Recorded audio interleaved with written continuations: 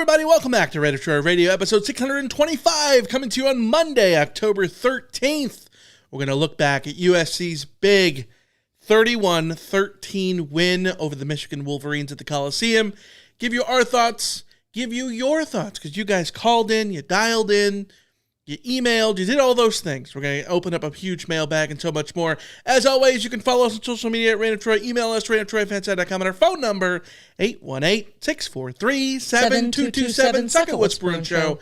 I'm your host, Michael Castillo, joined along with my co-host here in the Rant of Troy studio in Los Angeles, Alicia Derritol. Hello, everybody. Hello. We are here to talk about the ranked USC Trojans. We are indeed. Yeah, the Trojans back in the polls. Let's just get right into it. We don't even need to press the news button. SC back in the polls at number 20. I'm honestly proud of you more than anything else. You had a long Saturday. I did indeed. Working your fanside.com shift, per se.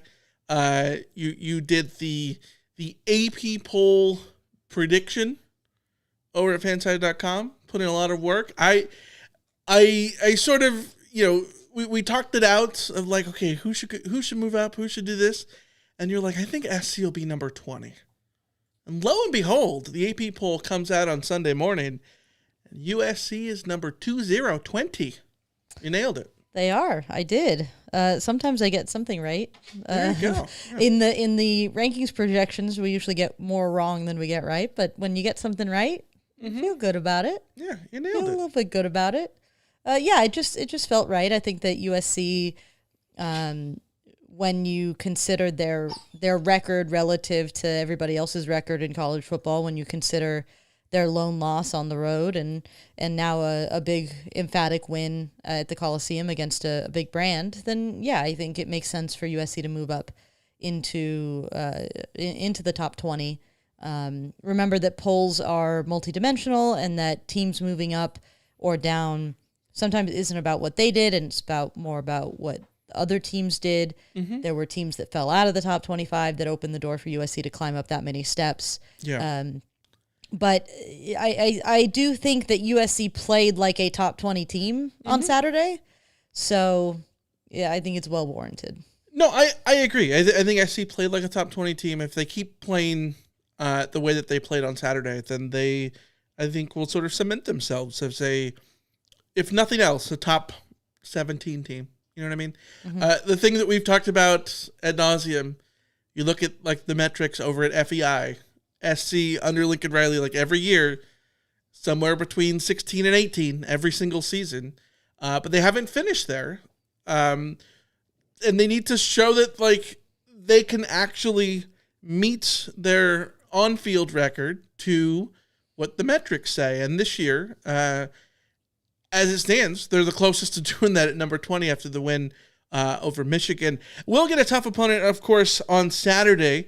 Trojans go to South Bend, where they haven't won since 2011. They will play the number 13 Notre Dame Fighting Irish. The Irish up 3 spots after their win over the weekend. One of only 2 teams in the top 25 to have 2 losses this far. Texas being the other one. The Longhorns at number 21. Of course, they just won Red River over Oklahoma this past weekend. But Notre Dame at 13, Nebraska now in the top 25 at number 25, and Oregon down from 3 to 8. They almost exactly swapped spots with Indiana, who went from, I think, 7 to 3 after beating them. I think I got that one right, too. I think I had Oregon drop. I think I had them swap. I might have had Oregon a little bit further down. Indiana at 3 felt like a very safe pick, too. Yeah. But Nebraska 25 is interesting because they go at Minnesota this week, which I think is very sneakily tough game. Tough place to play Minnesota. We've talked about, they're just a pain in the ass team to play. Mm-hmm. And Nebraska, and that's the exact kind of team that a team in Nebraska's situation would lose at. Yeah. Especially now that Matt Rule is getting his name thrown about in Penn places. State job. So I could see distractions being high this week. But if they can get through that and they can beat Northwestern at home, those are their next 2 games before they host the Trojans on November 1st, then they're going to be ranked 2. And USC's last 3 road games will all be against ranked teams. Notre Dame, Nebraska, Oregon. So a lot of stuff on the schedule. SC has a lot to sort of get through still, but also a lot to play for. Jaden Maiava, after his big game against Michigan, 265 yards, 2 touchdowns, completed 78% of his passes, he's still being talked about as a Heisman Trophy candidate. People are talking about him as potentially the best quarterback in the country at the moment, which is 2 months ago, you would have been like, what? Huh? But he's proved a lot of people wrong, you and I included, and he's been so good this season. So if he is to make some sort of Heisman run, he's going to have to do it in those showcase games, and there's 3 big ones all on the road, including the one on Saturday. So a lot of stuff to get to there. Alicia, let's go back and talk more about the Michigan game. SC wins 31-13. I want to talk about PFF. I watched the PFF YouTube video about the game. It's like 16 minutes long. It's a really good watch. You should go watch it. They talked about how Michigan blitzed on 56% of USC's dropbacks, and yet Maiava spent a career low in the backfield of 2.5, I think it was something like 2.5, 2.6, 2 point something in the backfield on dropbacks before releasing the ball, and 0 sacks. I think it's such a testament to what the game plan was, which was to have the quick passing game going, obviously having the run be successful as it was with SC running for 224 yards. First team to run for over 200 yards since TCU did it a few years ago against Michigan. But the quick game, so good. The tunnel screens, every single one of those tunnel screens to Mekhi Lemon, chef's kiss. Yeah, I was really impressed with the game plan. I thought that, you mentioned you mentioned previously that like Michigan fans, or maybe you were just literally talking to me in the kitchen about listen to Michigan fans reacting to this game and talking about how Lincoln Riley had run circles around Sharon Moore and his staff. And I get why they would say that. I think that USC came in very well prepared to face this defense. And it wasn't just the players being prepared well, it was the game plan itself. Clearly, Riley had understood the dangers of that pass rush, and he maybe had memory of what last year was like for Miller Moss in the backfield, and he made sure to set up a lot of really quick screens. We've seen USC leading up to this game. Those wide receiver screens have been something they've done. Those sort of running back screens that we've seen them throughout the season, and they clearly used those as bread and butter in this game, and it worked really damn well. I think they also did a really good job of doing quick hits to the tight ends. You know, whenever there was a blitz that a linebacker was sent and there's, empty space there, Maiava was ready to go hit a tight end running, up the seam or running out in the middle of the field. So clearly they had identified areas where they could mitigate risk and also take advantage of the spots that Michigan was going to leave themselves vulnerable to. So you just have to tip your cap to Lincoln Riley. I think, we talk all the time about, questions about Lincoln Riley as a head coach. I still have questions about Lincoln Riley as a head coach, but the one thing I do not have questions about is his ability as an offensive coordinator. He is one of the best offensive coordinators in college football, and he remains so. And a game like this was him proving it.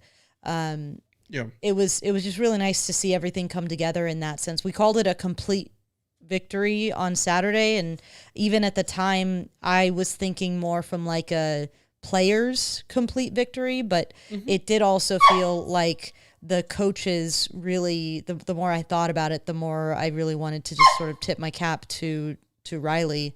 I don't know if you wanted to mention anything else from that PFF video, but I have something more to say about Riley and his play calling. I just want to hop in here about the tight ends really quick.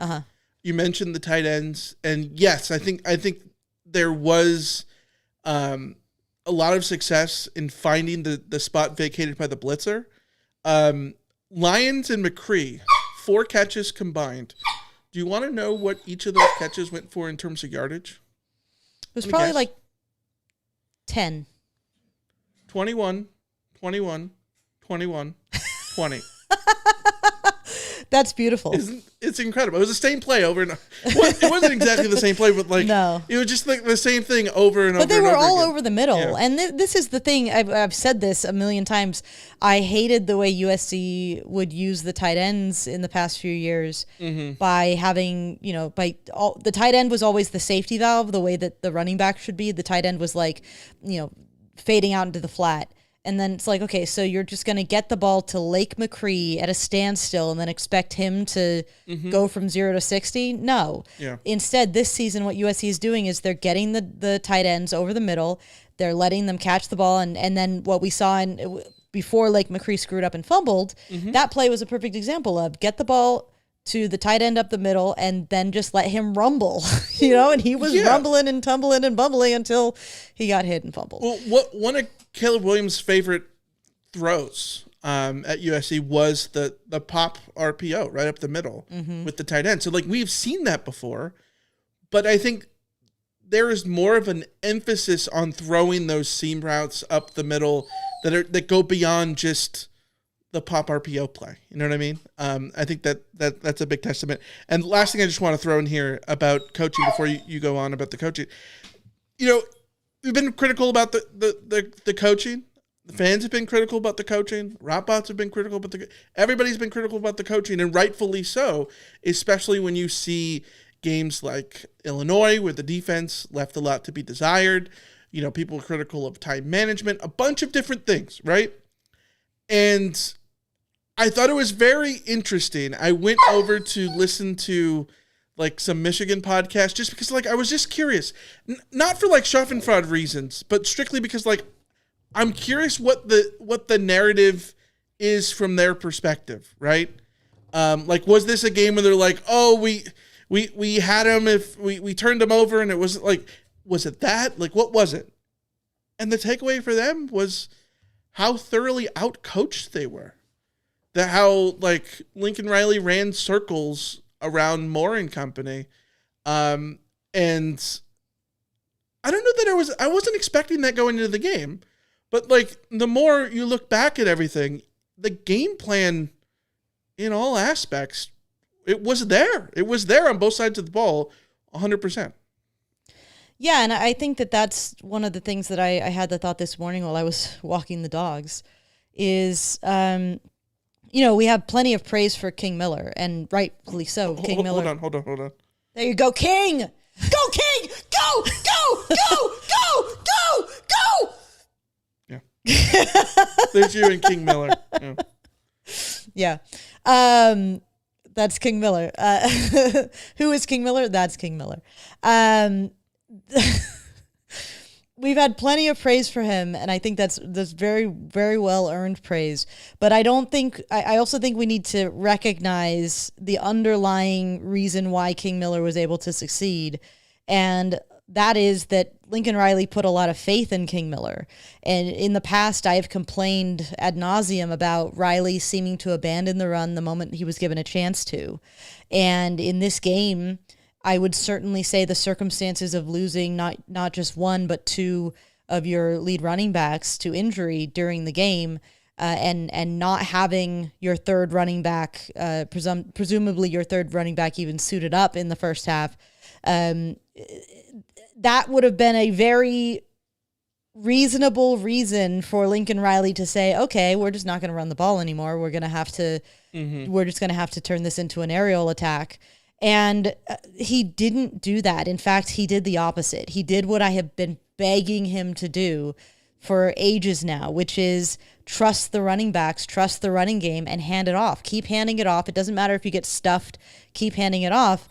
And literally, that's what he did. And I know that this was the first drive when Waymo goes out injured is the drive where USC is trying to run down the clock and get a touchdown before halftime. So there is an element of killing the clock and handing it off in order to do so. Mm-hmm. But you still have to have faith in your running back. There are other ways that you can kill the clock without handing the ball off. So Wayman Jordan goes down on a 2-yard gain. The next play is a Jaden Mayava pass to Mekhi Lemon for 28 yards. And then it's King Miller rush. King Miller rush. Then there's a screen to King Miller, and then another King Miller rush, and then another screen to King Miller, and then the touchdown to Mekhi Lemon. So 6 of the 8 plays after Wayman Jordan goes down, and King Miller is literally your only available running back, Riley still puts the ball in his hands. And I don't know that that's something we would have seen from Riley in the past. And I certainly know that's not something we would see from Riley if he didn't have explicit trust in what King Miller was capable of. And it's not just that. It's not just like, okay, well, we still had to run the clock, so I guess we handed the ball off there. In the second half, King Miller was still getting fed the ball over and over and over and over again at a rate that just is somewhat unusual for the way that USC sometimes goes about things, in the best sense unusual, I will say. Yeah. So I just thought Riley prepared for this game super well. I also just thought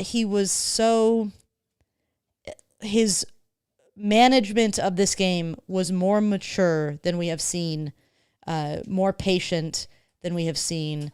And it just paid off. It just paid off majorly.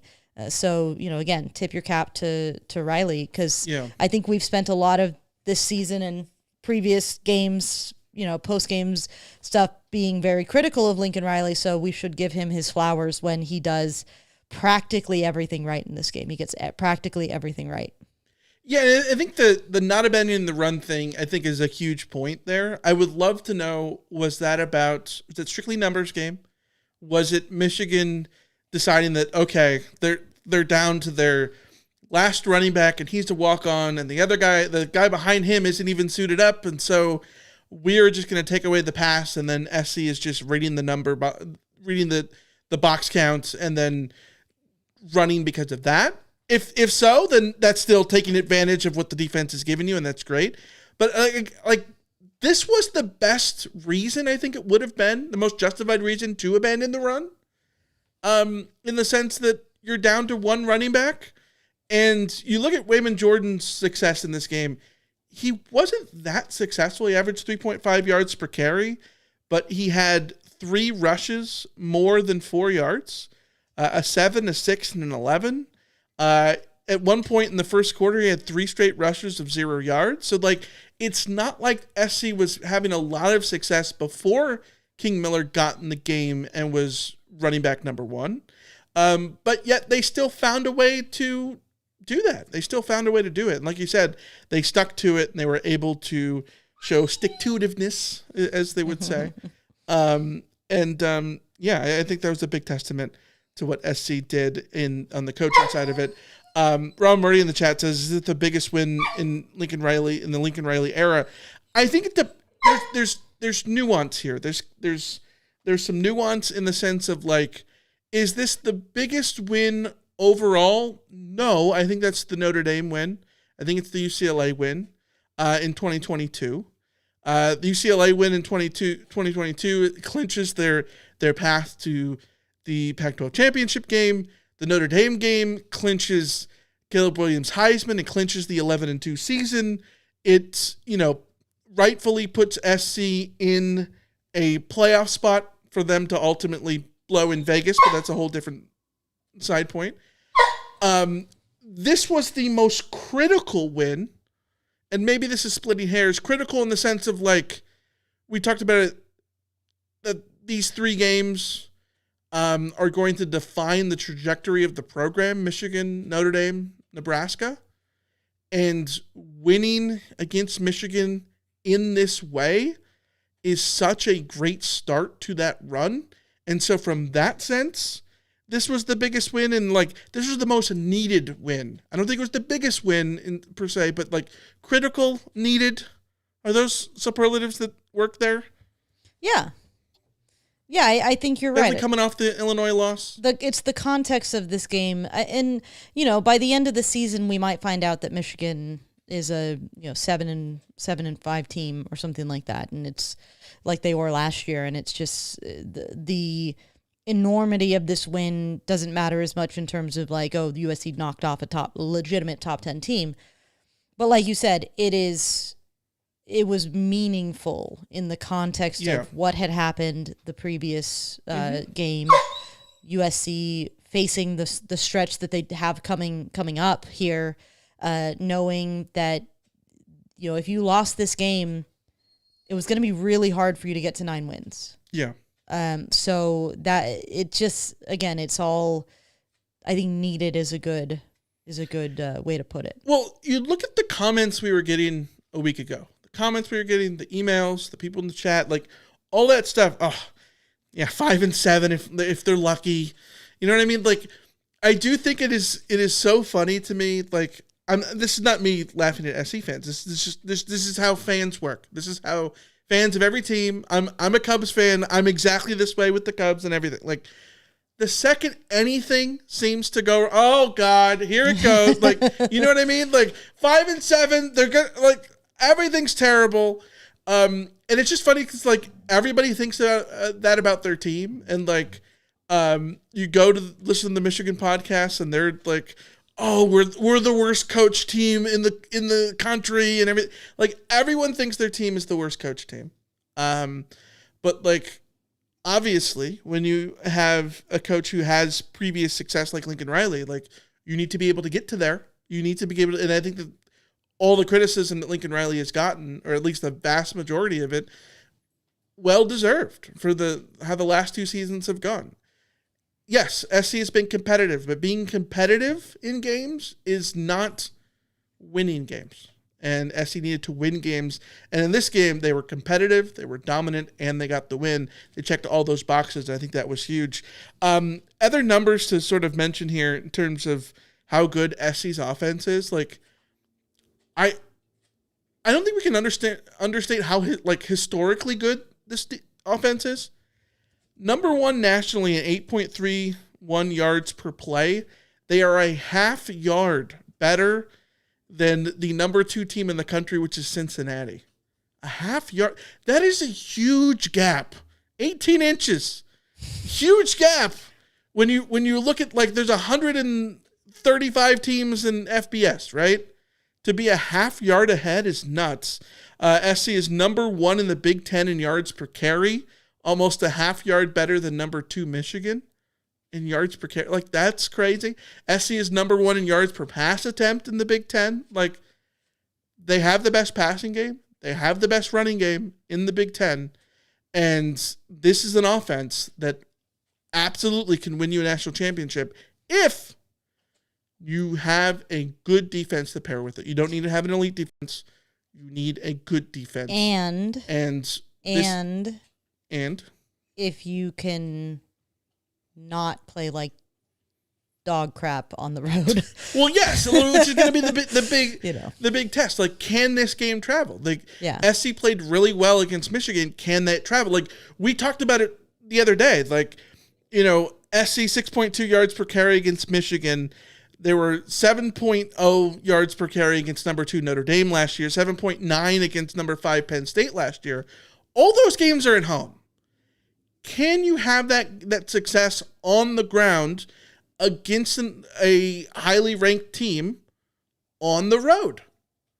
That's the question you've got to answer. If you can answer that, then yeah, like, SC will have checked a lot of the boxes on what it takes to look and play like a playoff team.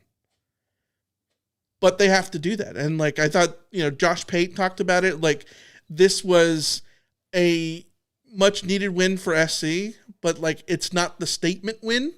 The statement win is Notre Dame if they get that one. And I think that's a good way to put it. Like, you put people on notice by beating Michigan, but it's a statement win to do the same thing 2 weeks in a row against Notre Dame on the road in South Bend.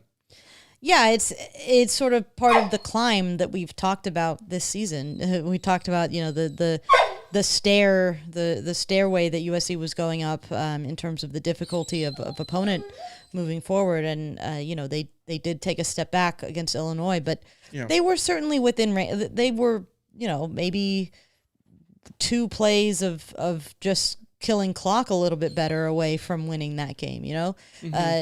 There was a lot of reasons USC lost that game, but like they were pretty close. That was not far away from finding a way to just get out of Dodge with a win. And at this point, when you look at Notre Dame, playing clean is certainly going to be part of the battle, but it really comes down to find whatever way. It doesn't really matter what way. Just find a way to be able to go on the road and be competitive enough to be in position late to potentially put yourself in range of a win. It's hard to do. It's hard to do, but it's the task that USC has in front of them. And it's like a redo. It's like a second chance, right? Like, so we talked about the staircase going up and the difficulty, right? And they whiffed on the Illinois thing on the road question. Well, they get to go do it again. They answered the question of playing a good team at home, and now they get to go on get their redo of can you learn from whatever mistakes you made before? Is it really just that the food poisoning was a thing? Like, this is the perfect game for them to prove that it really was just the food poisoning thing. Whether it was or wasn't the food poisoning thing, you can at least let that narrative exist and stand and be your perfect, get out of jail free card about that game if you go and you beat Notre Dame 31-13 in South Bend. You know what I mean? Nobody will give a damn about what happened in the Illinois game if you go and you dominate Notre Dame in the trenches and you did what they did to Notre Dame. Pete Carroll lost the Pac-12 road opener practically every season to teams that were far worse than Illinois. And it didn't matter in the end. Well, look, I guess it did. But in this era, it wouldn't have mattered. Yeah. Because they always went on and finished the season strong. So we were talking to our friend Kenny about, are there parallels to the 2011 season here in the sense of is the Illinois loss, is that the ASU loss in 2011 where there were weird turnovers in plus territory in that ASU? I think they turned it over 4 times in ASU territory. Bunch of turnovers, and it was very painful for SC that way because they played well, but turnovers killed them, right?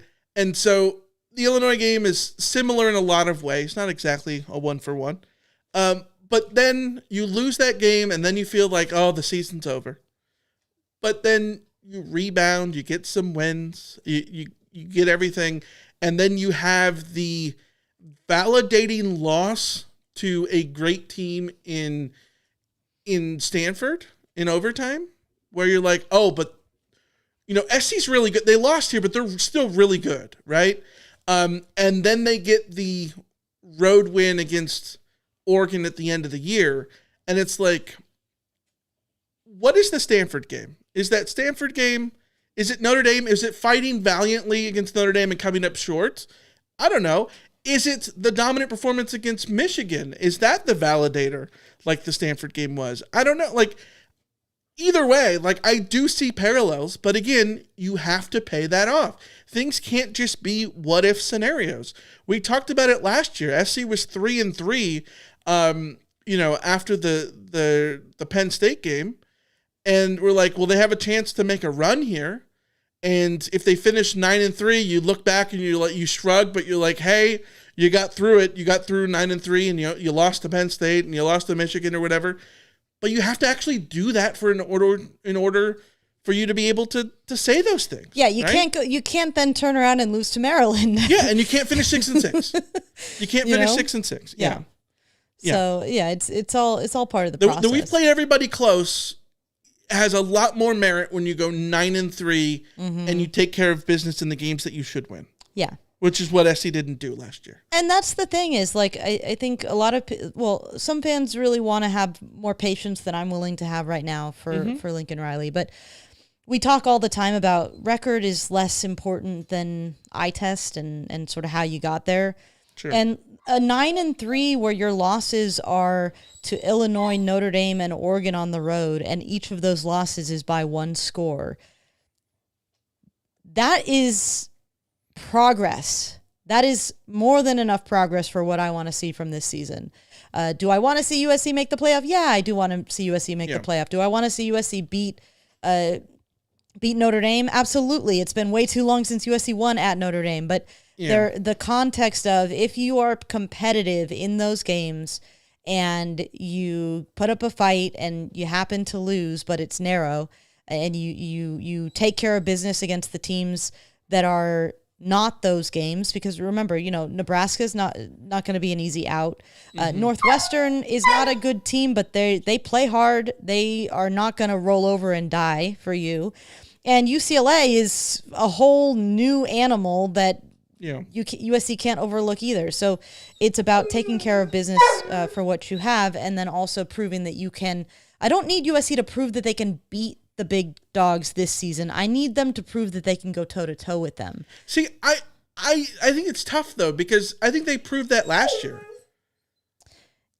Yeah, but then they lost to Maryland, I could have survived losing to Penn State in overtime and losing to Michigan on 3 big running plays, but I could not could not allow for losses to Minnesota and Maryland. I hear you, and I agree with what you're saying. I'm just saying that I think last year was SC's proving ground of hey, we belong in these games, but they didn't have anything to show for it. You know what I mean? Yeah. And so I'm with you in that SC going 9-3 wouldn't be the end of the world. It would be a big step forward. It's 3 more wins than last year. And if you go 9-3, but it's a good eye test 9-3, then there'll be a lot of things to feel good about. I agree with that just in general. But people weren't happy with the Illinois game, and rightfully so. Right? And and I think that every time you lose a close game, even to a team that is really good, it is going to bring back some PTSD of they played well against Washington 2 years ago, top 5 Washington team. They played well against top 5 Penn State team. They played well against a top 5 Notre Dame team last year, but they didn't win any of those games. Yeah. So I don't think it's just playing close. I think you've got to look like you belong, and you've got to be able to force the issue. And if you do those things and don't win every game, I think that's fine. If you take care of business everywhere else at this point when you're trying to project forward, but you need to win some of those games, right? Alien55 in the chat says if James Franklin proves anything, it's that it's not enough to win random games. You have to actually accomplish things too. So let's hope he has another gear too. Yeah, and I think the James Franklin thing has always been, if you're chalk, if you're 10-2, and we talked about this before, if SC is James Franklin Penn State this year, that will be a huge step forward because it shows that they would know how to take care of their own business, which is something they haven't been doing. Yes, SC played Penn State close last year, Notre Dame close last year, but they lost to Maryland. You know what I mean? They didn't win on the road against Washington, even though it was a winnable game. So it is a step forward to be the chalk team and just win every game but the big ones. At the same point, what doomed James Franklin was that no longer being the case. Yes, he played Oregon close, and he didn't lose because he played Oregon close. He lost because he started to lose the game. I mean, he got fired because he started to lose the games that he had always won. Mm-hmm. You know what I mean? You can be still employed by going 10-2 and 11-1 every year and not winning the big games until you lose to Northwestern at home. Because that there's no excuse for that. You know what I mean? Yeah. So anyways, let's get to over-under. Shall we get to over-under? So you're going over. I'm going bold. Give me that over. I'm going under. I got to take an under here. I got 3 unders to take. I'm going to do an under here. To get to the first one, you said over-under 5.15 Michigan rushing yards per carry. Alicia, this was under. It was 3.52. We put this in here as the total rushing average. So the total rushing yards. That includes sacks.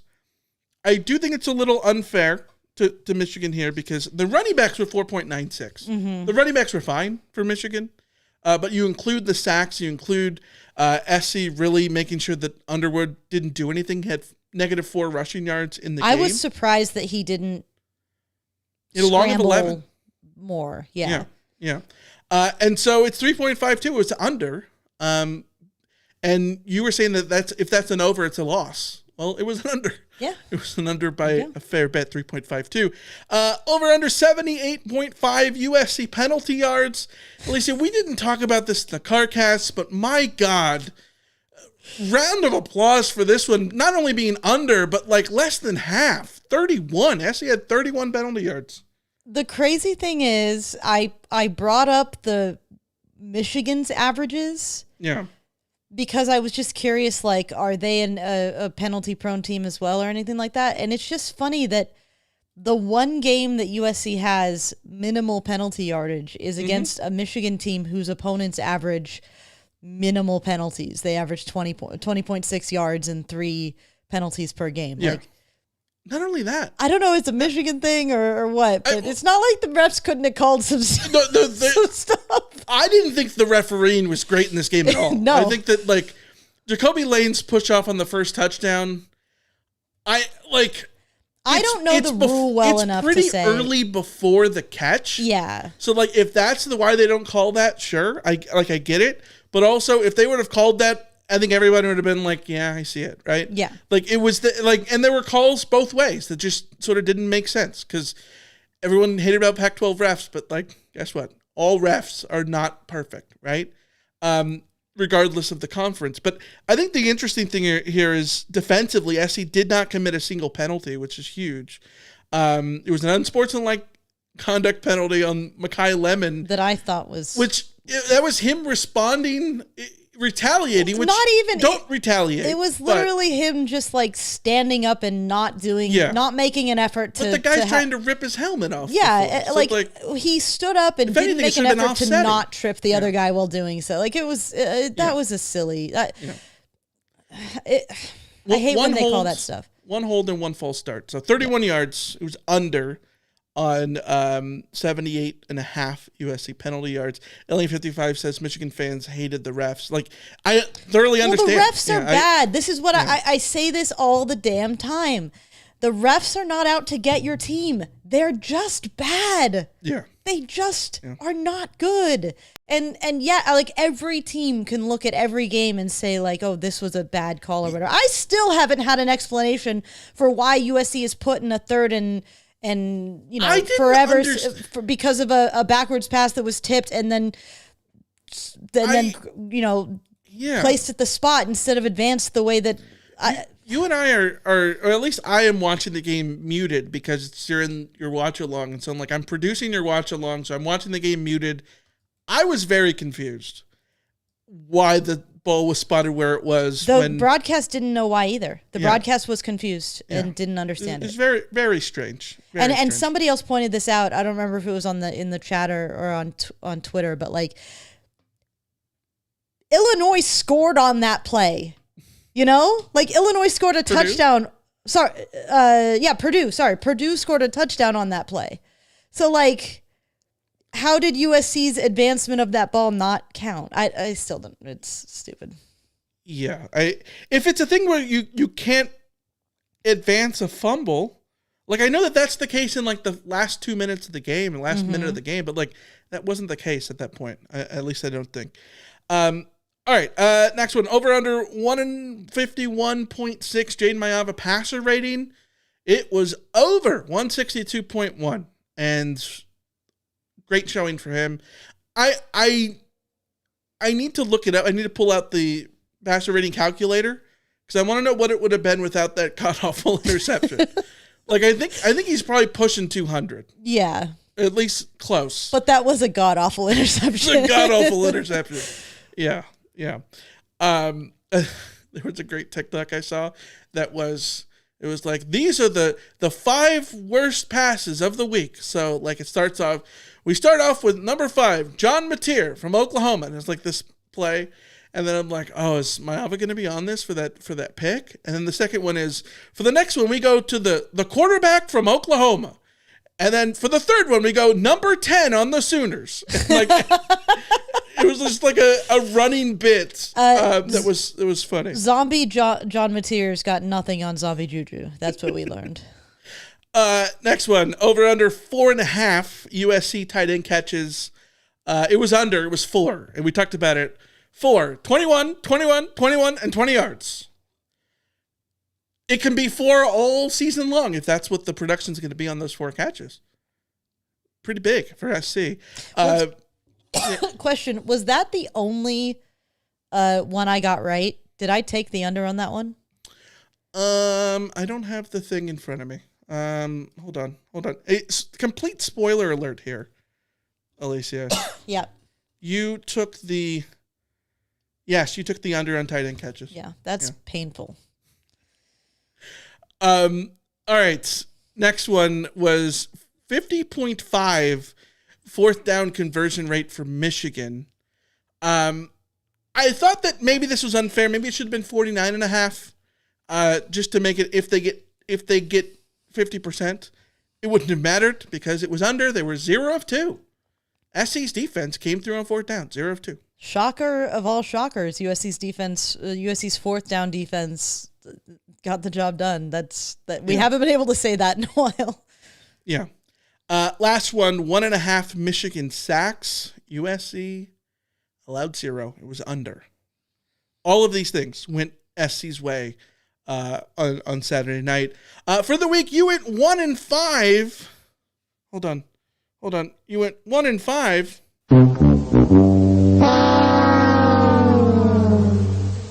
Went out for you. I went 4-2. Best dropouts of the week. Matthew and the LBC and HH and HB both went 5-1. It was pure carnage for everybody else. There were 0s, there were 1s, plenty of 1s. I did decide though. We're gonna get to his call, but David OC called in and was talking about over-unders, I think, and I had a thought that I think for the rest of the season, I am going to play devil's advocate and do reverse psychology on all over-unders because that seems to be when... Okay, George. That seems to be when USC does its best, when I say bet the under on everything. I will do the opposite. Yes. I went 4-2. Top dropouts of the week, we got to that. Top dropouts of the season so far. In tied for 4th place, we have a 3-way tie between Jay Vandy, John Clown, and Nathan Whittier. 14 correct over-unders.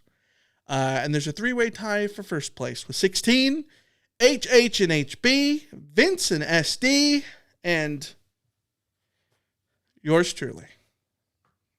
Yeah. Mm-hmm. You'll love to see it. You'll love to see it. You love to see it. Vegas spread was SC 2.5. SC definitely covered that. The FEI projection was 31-30 with a 53% win probability. SC covered that. SC's score line for you said 28-24 Michigan. Incorrect. I stole the FEI projection, and I said 31-30. SC had 31 points, but Michigan only had 13, not 30. So SC much better there as well. Alicia, let's go to the good old Rotometer, shall we? All right. We go to the Rotometer, and we got to have a lot of fun with this. Because, Alicia, when last week spoke, it was at 3.3 after the Illinois game. Where do you think the fans, the Rotbots, are putting it now? I think Rotbots are a wildly swinging bunch, and I think the Rotbots might have USC up around 8. Up around 8? All right. Here it goes.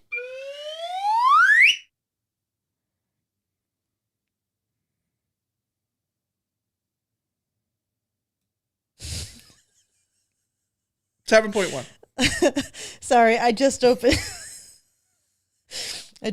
the spreadsheet where we have all of the Rotometer ratings, and the first one is beautiful. The first comment, I guess we aren't total, but That one says Rotometer rating of 6. Someone says 7, slightly hopeful, but need to win on the road to really impress me. Still nice, speedy Michigan. Someone said I'm at a 6, up from 4. Someone says beat the Irish and I'll be an 8 next week. That was a 7. LA Fred in here says the offense can match up with most all. However, the defense still needs to prove itself versus a more well-rounded team. LA Fred put 7. Somebody put 6. Cautious optimism. Caution until we see it on the road. Somebody said 9. Great win with a bunch of fight on emojis. Somebody else said 8. Looking more physical. So many more comments in here. I'll get to a couple more. Chappie says, Mikey boy. Ooh. Alicia, wow, just wow. King Miller, Mackay, Fitzgerald, Mayava, absolute beasts out there. Almost no penalties, and their 50-plus yard wobbly line field goal, unreal. After all these years of pain as a fan, it feels incredible to finally dominate Michigan like that. Also, what a great episode of the podcast. A pretty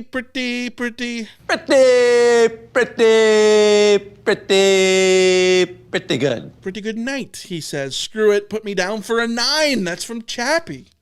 So people are feeling it. Joe in the chat says Rado Roni, which is good.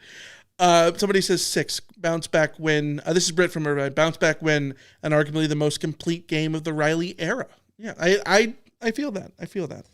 Yeah, I think the rock bots are with me. I think during the CarCast I said I was a 7, and I think that scrolling through this, I think most people are sort of there. This was really good, beating a good team.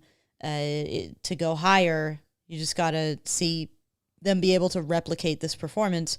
That's been the rub for USC in previous seasons, replicating the performance and getting things done. Yeah, 100%.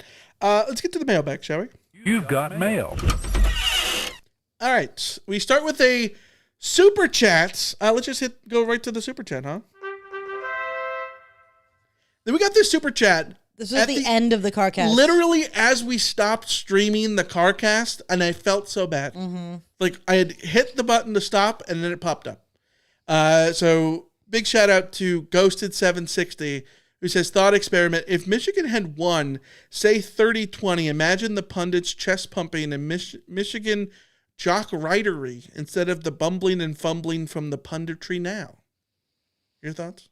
Well, I thought it was interesting that Michigan fell out of their rankings. I get it, but again, lose a team in the teens losing to a team that will now be in the teens just doesn't feel like, I don't know, it just feels arbitrary. But yeah, if Michigan had beaten USC at the Coliseum, I think that would have really validated everything about Michigan.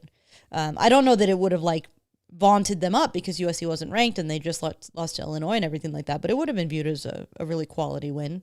Mm-hmm. So yeah, but obviously that isn't what happened. And the other way around, now USC is, I don't know that people are writing USC's jock, but I see a lot of pundits around the country talking about USC and saying, is it time to start taking them seriously?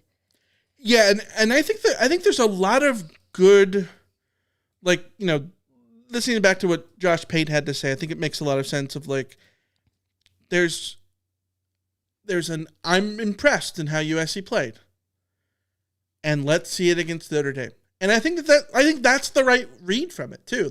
Both from a national perspective point, from a fan point, everything. It's I was really impressed with how SC played on Saturday. Can they do it on the road? Mm-hmm. Can they replicate it? It doesn't need to be exactly a complete... They don't need to beat Notre Dame 31-13 to do that. But you need to play really well and ideally win on the road and show that kind of performance can travel, because that's been the question mark. And to SC's credit, so far on the road this year, they haven't played terribly in the sense of they didn't look like they did against Maryland and Maryland and Washington last year, where they just looked out of sorts for long stretches. Mm-hmm. And part of that is against Illinois, the defense looked that way the entire game, but the offense never really did. The offense had like 2 bad drives in that game, right? Against Purdue, when things got weird, they responded and they landed the knockout punch. Against Illinois, when things got weird, they still found a way to come back and lead the game at the end.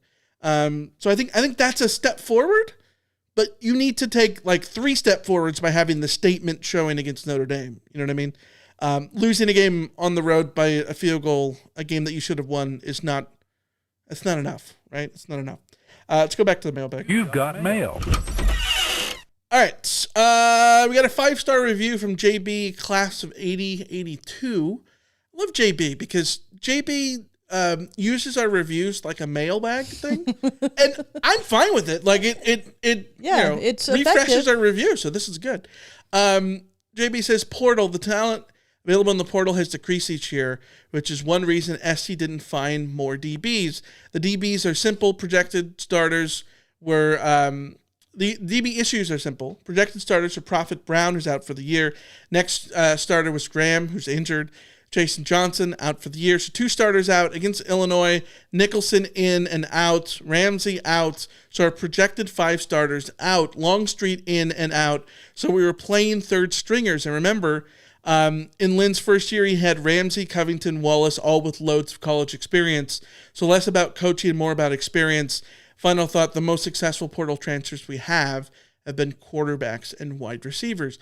I think there's a lot of validity to this.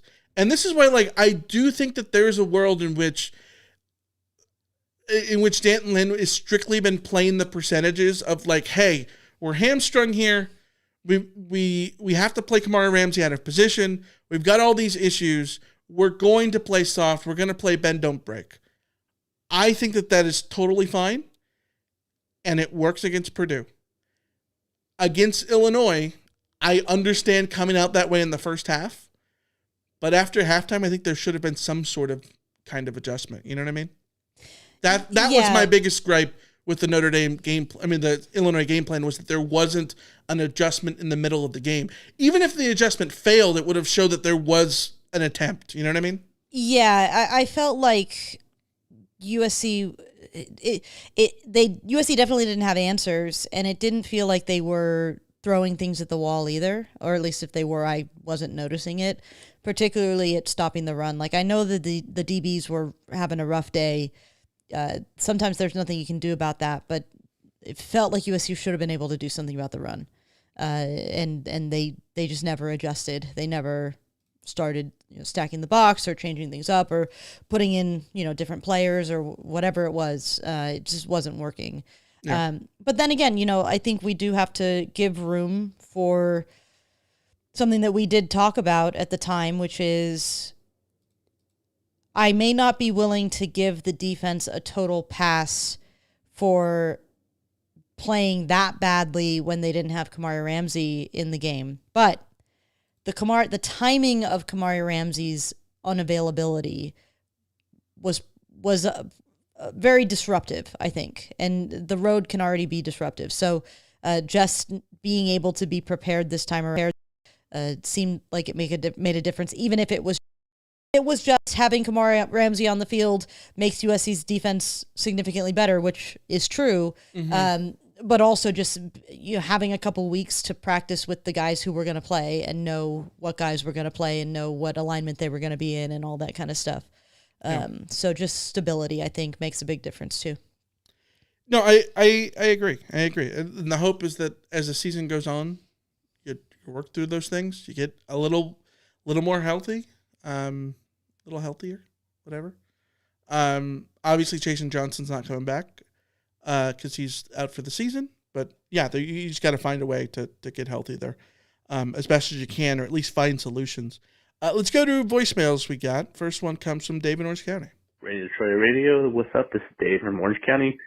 Man, that was a great game. I mean, you came in gripping a little bit, I think I got most of my over-under picks wrong because I was very pessimistic coming into this game, and thank goodness that USC just showed up and balled out and played just all-around great game. We didn't need Jaden to have an all-world game. He played pretty well. At the end of the game, you just go, King Miller. Whoa. I mean, we saw some glimpses or whatever, earlier in the season, but get this man a scholarship. I mean, Bishop Fitzgerald, 2 interceptions. I mean, we just had some guys who just showed up. This is an awesome victory. I mean, this is what we really need. This is what the doctor ordered. Let's get that confidence back. Let's do it one more time in South Bend. Beat the Irish. Fight out. Thanks for the call, Dave, as always. Yeah, there was an extended cut there where he talked about like a lot of pessimism with the over-under stuff, but like I think everybody has been, happy to be sort of proven wrong and back on the feel goodness. This is the thing. Side. I feel like the sunshine pumpers and the doom and gloomers end up in a war between each other where it becomes very important that one or the other is correct. Yeah. And it's like it becomes more about being right than the football. Mm-hmm. But one thing I just want to always reiterate, pessimism around this USC team has been warranted for some time. Like being pessimistic doesn't mean you don't have any faith in this team. It's just that, you've been around the block and you know why things don't often go USC's way. Mm-hmm. And I think that teams have to, at least for me, teams have to earn back my optimism, my trust. Right. And 100%. Wins like this one against Michigan are a big step in earning back my trust. Mm-hmm. Whatever the performance at Notre Dame ends up being will have an impact on my level of trust in what this team is. In 2016, trust had been completely broken with the team, losing the early games that they did. And by mid-November that season, I think by the Oregon game, I was starting to feel like, no, this team's got it. Yeah. This team's got it, and they're going. And so then by the time USC's playing Penn State, it's like, yeah, USC can beat Penn State. That's not, in September, I wouldn't have said USC could beat Penn State. But by the time they got there, they had built up enough goodwill to say, yeah, I don't need to be pessimistic anymore. So it is a process of cutting away the pessimism, and I think that process is totally fair. Yeah, and also I think there's a difference between being skeptical and being strictly pessimistic, and there's a difference between being pessimistic and nihilistic, right? There's levels to this. Extreme gloom and doom and extreme sunshine pumping, both toxic in their own separate ways. You know what I mean? Yeah. Because the reality is always somewhere in the middle with context, and I think the most important thing is like enjoying being wrong or being open to being wrong. I am the first person right here to sit here and like say I'm so wrong about Jaden Mayava this season. To the point where like even if he throws 9 picks on Saturday and does all the things that we saw against Texas A&M for the first 45 minutes of that game, I'm not going to get here and be like, I told you right. I told you that, he just wasn't the guy. Like, yeah. Because what is that going to do? You know what I mean? What is that going to do? So yeah, and I was wrong on the offensive line. Yeah, they've proven me wrong. My anxiety about them proven wrong. Mm-hmm. And if they get completely manhandled by Notre Dame, that doesn't negate the rest of what they've done this season. Doesn't negate the success. Yeah, yeah. It might reduce some of the confidence going forward. Absolutely, but like everything's nuanced. And yeah, Dave's excited. We love to see that. Let's go to LA Fred. Hey, Rain and Troy, this is LA Fred calling. I want to take a second to give credit to the Trojan fans. The Coliseum looked full, and I get that we're playing another big-time blue blood ranked program in Michigan, and there were probably plenty of Michigan fans there, but they were completely drowned out by the USC faithful. From watching the game on television, the fans seemed to be into it from the start all the way to the finish. They were loud, so loud, in fact, that they helped cause 3 pre-snap penalties on Michigan, due in large part to the crowd noise. I can promise you that the upbeatness of the crowd had helped the defense play better on Saturday night. And as a former athlete, albeit granted it was another lifetime ago, a great home crowd can lift the spirits and provide the extra juice that you need out there on the field. That's how the Coliseum used to be. If only we could get back to that and equal that, although I know that might be stretching it, just get something close to resembling that. The Trojan team and program would improve immensely. I have no doubt about that. Have a great week. Beat the damn Irish. Fight on, everybody. Thanks for the call, LA Fred, as always. I will say there is nothing more beautiful than, we talked about this before, but like the naked peristyle, right? When they got rid of the stupid Audi suite bullshit. It was great. The naked peristyle, beautiful. Borderline erotic, right? A sold out Coliseum with the naked peristyle? Whew. NSFW.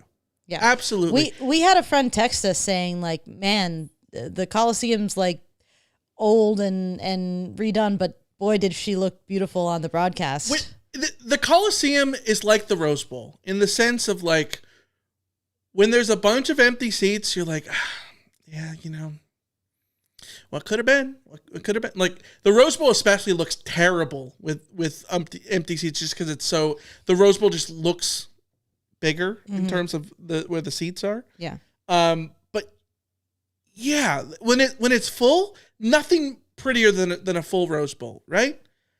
Nothing prettier than a full Coliseum.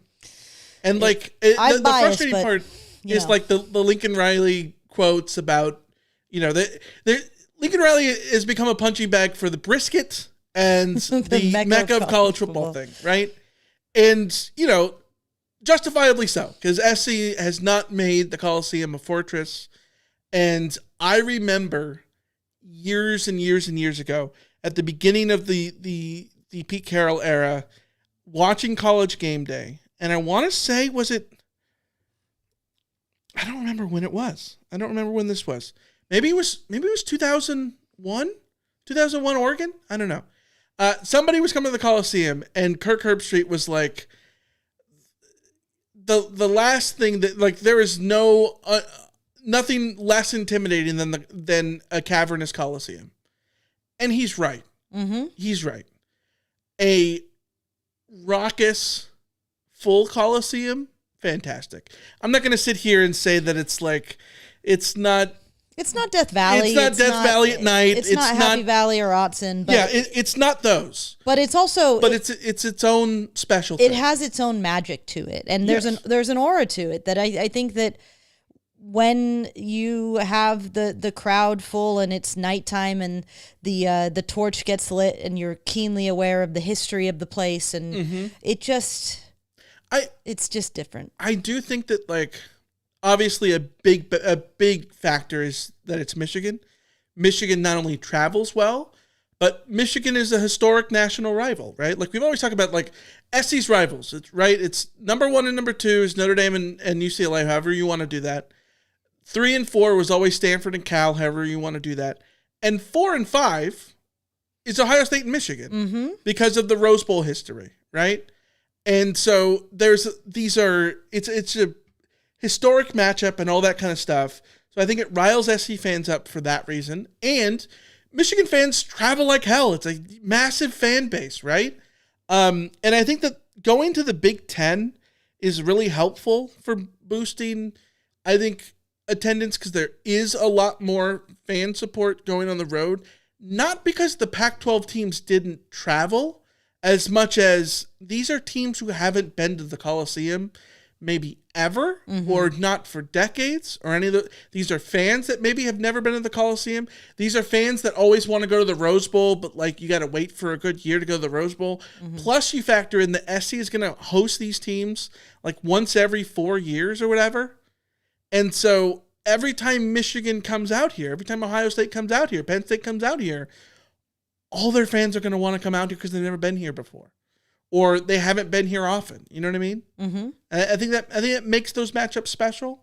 Yeah, but I also think it's gratifying. But the buy-in from the SC fans was massive. That's too, what I was right? going to say, because, like, the accusation against USC fans is that they don't care. Yes. And, you know, we've had many conversations about that and this fan base and attendance and all of that kind of stuff. But my worry has been with some of these Big Ten teams, especially the ones that have big presence here in Los Angeles, is that that they would take over the Coliseum and it would be embarrassing on that front. And Yeah, that is wasn't absolutely not the what case. happened. Not the case. USC fans turned out, and it sounded great from here. People who were at the game have told us that it was an incredible atmosphere, and that is what USC fans are capable of creating. Yeah. I think that the problem, and this is again comes back to what this program has been for the last now 15 years, is it's too few and too far between the moments that we get to see that. But as somebody who grew up during the Pete Carroll era, every single game was that. Yeah. Except for, Well, San Jose State or whatever. I remember, even then, because I remember as a kid, Coliseum was always super empty. They would have the big old tarps all over the place. The doctors of USC or whatever. Yeah, doctors of USC. The muscle milk. Which is how I went to my first game. Yeah, all those big tarps were everywhere, right? And then, and I remember when Florida State came in '96, when Kansas State came in 2001, and Auburn in 2002, how awesome it was to see their road support, but like it was just had way more fervor than the Coliseum did. But in 2002, there was like 80,000 people for the Auburn game, if I remember right. And like that felt like things had started to turn. And then there was was it 2002, I think, was the home game against, it would have been a home game against ASU. The TBS game, homecoming against ASU. And it was like almost 80,000 people. And then like my, 11-year-old me or 13-year-old me is sitting there like, oh, wow. Like a lot of people can come for a game that isn't UCLA. Yeah. That isn't Notre Dame. Like that's cool. Right. And then you get around to like the following seasons after SC wins national championships, and like every single game was sold out. They'd play, a bad Stanford team at 7:30 on Fox Sports Net, and it would still be a sold out game that was, super raucous. So like, that's where I want SC to get back to. And this is what always has been my frustration. And I know I say this a million times. There's like 15 million people who live within a 2-hour drive of the Coliseum. If fans in bum F wherever can fill their stadiums even when they're not playing well, then so can SC. And I fully understand the idea of like, maybe some apathy or maybe skepticism, or like, I don't want to spend $1 until this team gets rid of Clay Helton, or I don't want to spend $1 until they, do whatever. Like all of that is justified. But my mind is still there. There's 15 million people within a 2-hour drive. There's got to be some way to get 80,000 people at the Coliseum on any given day. There's only 6 home games. You know what I mean? Yeah. So it's great to see when it happens. So email from Tony, Michael, Alicia. This is Tony from Denora, PA. That was a great performance last night. The physicality from both the offensive and defensive line was outstanding. Lincoln called a great game, 36 rushes, 32 passes. That's balanced. Stanton's game plan was superb against a young quarterback and running game of Michigan's. Let's enjoy this win today, then get ready for Notre Dame next week. Fight on, Tony. Well said. Yeah, well said. I think the physicality is definitely something that we hope to see more of from USC, because they sure were physical in this game. 100%. Email from Ron. Hey, Rod, King Miller's performance will go down in Trojan lore. There you go, King! Go, King! Go! Go! Go! Go! Go! Go! Somebody was asking, was that on the 3rd and 26? I think it had to be. I think it was. King Miller's performance will go down in Trojan lore. Walk on back, deserving of a truly great performance. Goes to show that the star ranking system is flawed, because Miller had a better performance than highly ranked recruits like Dylan Baxter, Whitney Lewis, or Emmanuel Moody ever had. Long live the King, Ron and Ventura. Ron, I have a beef here. Do not include Emmanuel Moody with Dylan Baxter and Whitney Lewis. Emmanuel Moody was damn good. I was so sad when he transferred to Florida. He was very good. He was not a bust. He went on to have a decent career. He was just like okay, I think, at Florida. Yeah. But like he had like 600 yards as a true freshman in 2006. Yeah. He was really good. But like, I don't. It's not that the star system is flawed. It's just that like I think he played like a 4 or 5 star running back would play, right? But the star system is always like it's probability, right? Yeah, I think that's what people have a hard time with is that like the star system isn't a guarantee that you will be good. It is likely that you will be a player of this level. Yeah. And some players will, have peaked in high school, whether it's because of their own commitment to being great or the high school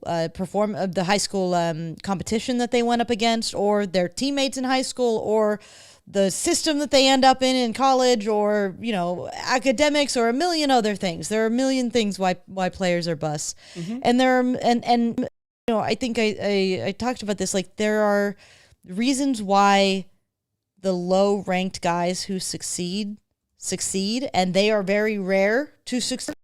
Are a like outside the top, 750 3-star or 2-star, and you go on to success in college, you are an extreme rarity because there are far more high school football players in that range than there are even the top 750 or top 500 or whatever it is in any class.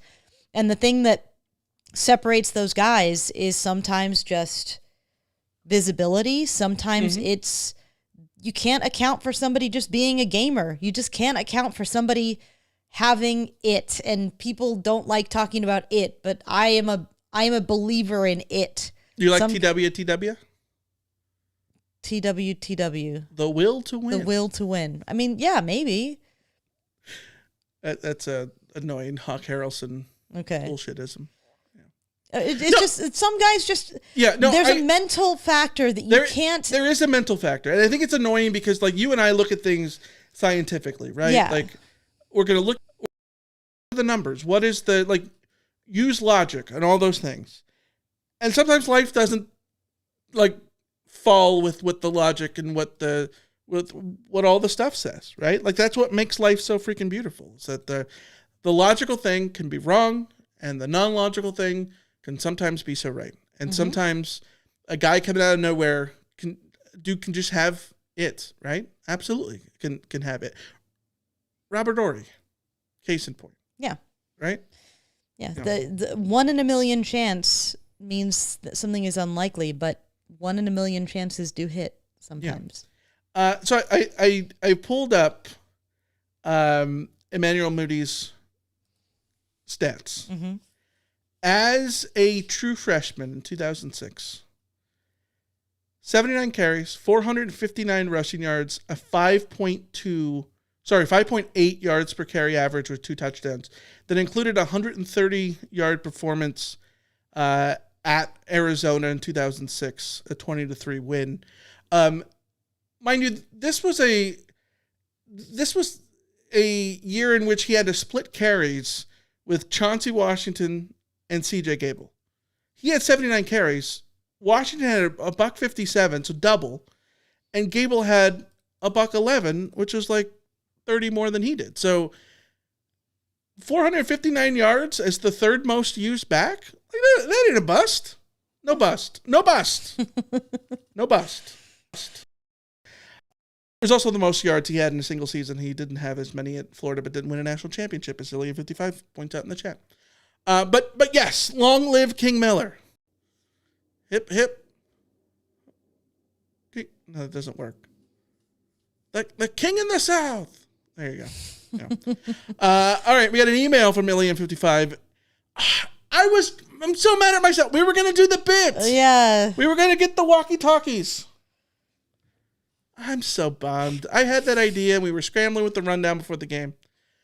Ilya55 says, is walkie-talkie Lincoln the best Lincoln? It's looking like it. Something worked for it. Remember? This was some of the best play calling he's had in a long while. Maybe it was the walkie-talkie. You remember when SC beat Oregon in 2011, how Lane Kiffin was with the beanie and the Gore-Tex and all that kind of, right? And like how funny that was, especially making it endearing when he wins a game with it. Yeah. It's the same thing with the Lincoln. walkie-talkie. Yeah. If SC loses this game, people are making fun of how corny it is with the walkie-talkie. You win the game, you love how corny it is, right? You love it. All right, we got an email from Brian. This was mid-game, for what it's worth. Mid-game from Brian. Okay, good game. The game was out of reach. However, right before the 2-minute timeout, sorry, this was not mid-game. This was 6 p.m. on Sunday, not Saturday. However, right before the 2-minute timeout, why the F was the ball snapped with the play clock allowing it to run into the timeout? While it is out of reach, shouldn't you just practice playing every advantage possible? It's a habit that needs to be practiced. When you play chess, you don't just let it go down, let it go even though all they have is the king piece left. You have to play so it can be checkmated with 1 or 2 less moves. Brian from MB. I don't remember exactly the moment here. Was this before halftime? That's what I thought, but I don't think it because is. Because he so, says the game was out of reach. So was it the end of the game? Maybe. It must have been. I have the game book up here. Let me see. 2-minute timeout. Was it the 3rd and 19 Kalon Miller 2-yard gain? King? Why am I saying Kalon every time? King Miller. Jesus. There you go, King. It's King. Go, King. Go. It's because it says K Miller in this thing. I know. Brian's in the chat and says no, the end. So it was the end. So it was with 2:03. Miller has a rush, and then they hit the 2-minute timeout, and then USC punts to give the ball back with minute 57, minute whatever. I don't know. I didn't notice it at the time. I think I think you probably should wait to the 2-minute warning. Absolutely. I also think that that's very possible a moment where the coaching staff has their things off, and because after you get the interception before that, right? The interception was right before that. It was a turnover on downs. It was a turnover on downs. No, the interception's with 24 seconds left. Yeah. So you get the turnover on downs before that, which essentially is the game over. I just wonder if they weren't game planning anymore. To Brian's point, yeah. Right, but you're up by multiple possessions. It's at that point it's not Riley who is making the decision on when to snap the ball. It's Mayava. And I don't blame players in that situation for not treating it like it's a 2-minute drill because it's not a 2-minute drill. Yeah. I would say this. If this is the takeaway and the criticism about SC's game on Saturday, then that's a good sign, right? Yeah. Obviously, yes. I think Signetti would freaking blow a gasket over this, right? And Brian says in the chat, just practice to perfection. No, I agree. I agree. I agree. But it just, for me, it's not the worst thing in the world. But yes, not the worst thing in the world now. But yes, yeah, I agree. Alicia, you got a DM. You want to go off that DM? Yeah, I got a DM from Jay Marie who says, "Hey Alicia, would be very curious at some point for you guys to touch on how Miller Moss is doing, and what do you think the impact of Mayava this year is versus sticking with Moss?"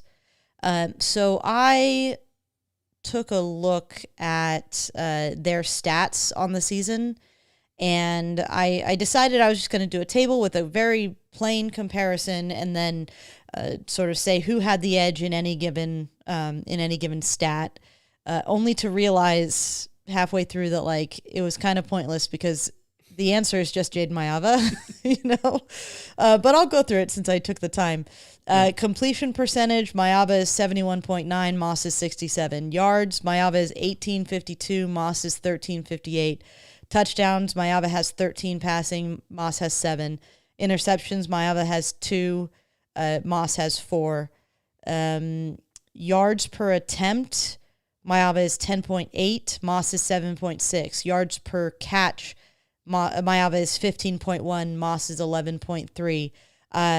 Maava leads the nation in yards per attempt, and he leads the Big Ten in yards per completion. His passer rating is 185.7 to Moss's 139.2.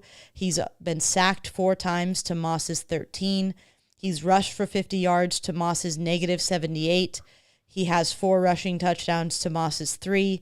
His PFF grade on the season is 90.1 to Moss's 72.6. His record is 4-1. Moss's record is 4-1.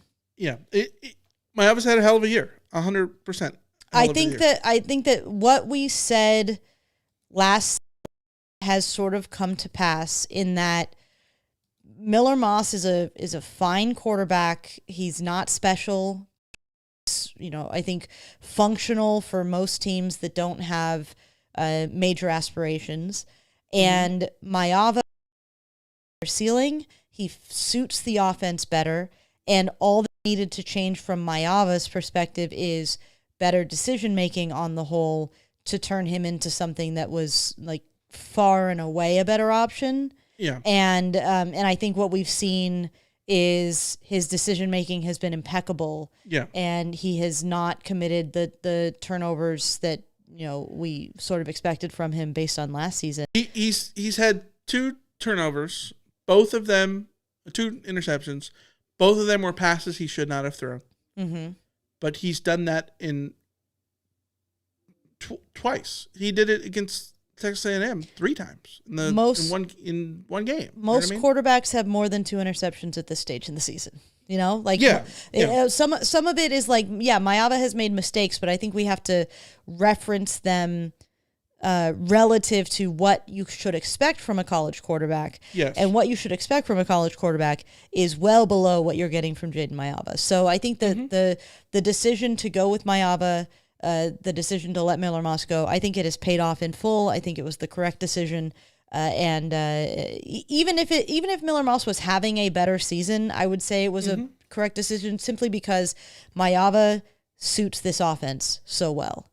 He suits the offense very well when you were getting the most out of him. Absolutely.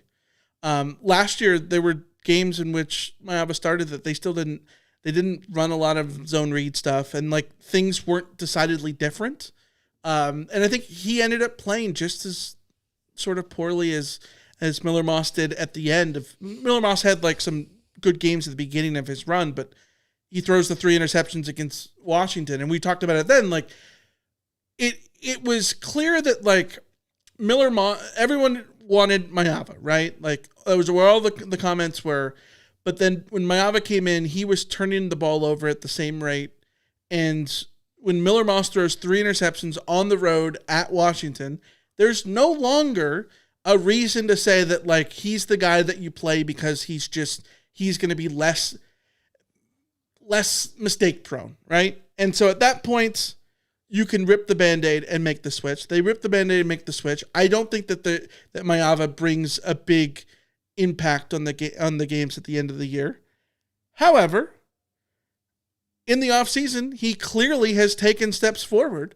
And so if Lincoln Riley makes the decision to be all in on Maava and not go after a transfer quarterback because he sees that he can develop Maava into what he is now and calls his shot on that, then 100%. It was the right decision, and he did it. He's getting all the production out of it, and Maava's proven all the doubters wrong. Absolutely. And all the doubters wrong, and all the proponents from last year who wanted him the whole time right.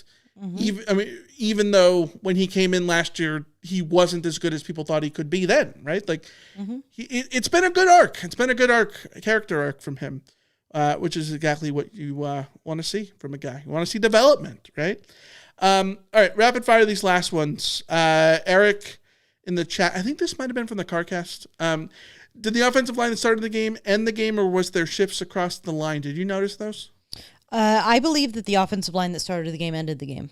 Okay. I had intended to go in and look more closely, but I would encourage Eric, later this week, I expect Shotgun Spratling, he usually drops it on Wednesdays. He will have a participation report that will definitely answer that question. Yeah, the starters, by the way, Gianri Reed, big General Reed at center. I really hate how Stat Broadcast does not. It does these by number order. Mm-hmm. So like, Jonah T at left or right tackle? Left. Jonah T's at left. He's in for And then Ollie Noah's at left guard. And then Benuelos at right guard and Tobias Raymond at right tackle. Okay, so here we go. I can answer this question.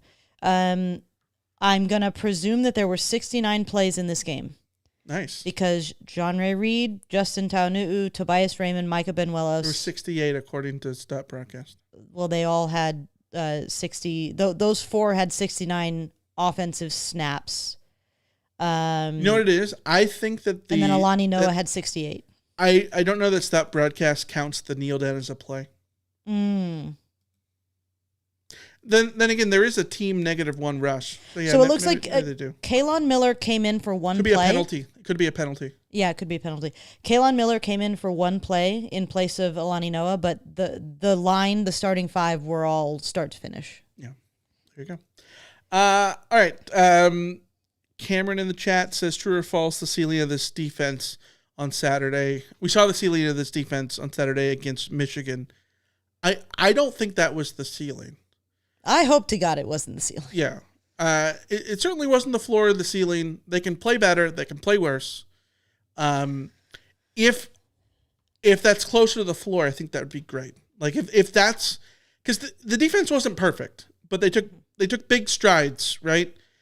If that can be the baseline expectation, and then good games are even better than that, sign me up. Sign me up for that. So yeah, I don't think it's the ceiling. I don't think you should hope it's the ceiling either. All right. D-Ron 5150 says the coaching staff knows if nothing else, Notre Dame will be ready for the tunnel screens after this film, after the Michigan film. It would be so easy for them to study the pick plays against us. What are your thoughts there? Yeah, if I'm Notre Dame, I'm getting ready for screens. I am getting ready for a lot of screens because that's what USC turned to in this game. The tunnel screens to the wide receiver, the little what do we call? They're not slip screens, but they're kind of a variant of a slip screen with the running back fading out with the two linemen. It's essentially a slip. It's essentially a slip screen. So yeah, I would be absolutely preparing for those screens, and if you're USC, you need to be prepared for those to get sniffed out and have an alternative sort of plan. And maybe even better, is there a way that USC can bait Notre Dame into thinking that USC's alignment is what they are going to do when they run a tunnel screen and catch them off guard? So that it's a chess game, and that this is Marcus Freeman versus Lincoln Riley. Marcus Freeman has won that chess game once. Lincoln Riley has won that chess game once. And, I think that last season was strange because of the Mayava of it all. But at the same time, that was by far his best graded game by PFF. Yeah. And outside of the two pick sixes, he played very well. So what does Mayava against Notre Dame look like this year? Them being familiar with him, but also him being a much more mature quarterback in terms of his decision making at this point. I think it could be really interesting. Yeah, last year SC had 7.23 yards per play against Notre Dame, the most of anyone, more than what Ohio State did in the national championship game. This year, Texas A&M had 7.07 in South Bend in week 2. But Notre Dame's defense has gotten better the last 2 weeks, only giving up 7 points to Boise State and NC State, and 4.4 and 4.9 yards per play. So Notre Dame's defense has gotten better week by week, but of the two elite teams that they played at the early part of the year, they did give up some yardage, absolutely. So SC has to be more like them. I think that you absolutely could find a way to game plan for this offense. I just have a hard time thinking that SC still won't go into South Bend and score 30 points. Strictly because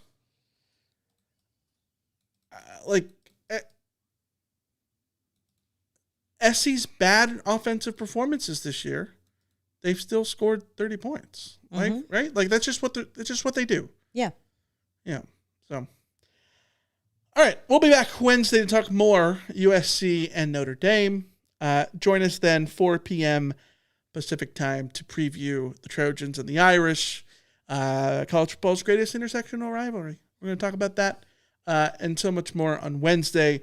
Join us then. Give us your emails, rant@troyfanside.com. Give us your voicemails, 818-643-7227. Lisa, you got a final word? The final word is sleeping, as in the puppy has Thank God. been sleeping. He was doing the smoke detector chirps. Yeah. He knows just the tone to pierce through your skull. I will tell you that. But at least Now he's so peaceful and angelic. He's been calm now, which is great. So, we love him. We love him, and he's lucky he's cute. So, all right, we'll be back Wednesday. Until then, we will see you. See ya. See ya.